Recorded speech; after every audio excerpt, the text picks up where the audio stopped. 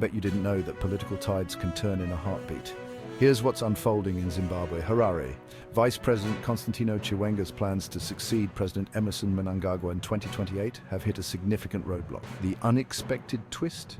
Chiwenga's own hometown, Mashonaland East Province, has thrown its support behind Mnangagwa, backing him for an extended term until 2030. This endorsement is a clear blow to Chiwenga's political strategy, highlighting the shifting loyalties within the ruling ZANU PF party.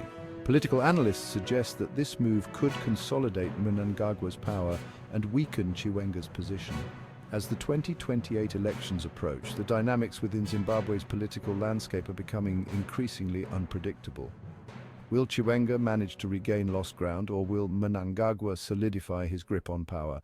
Stay tuned for more updates on this developing story. This is your source for the latest political news.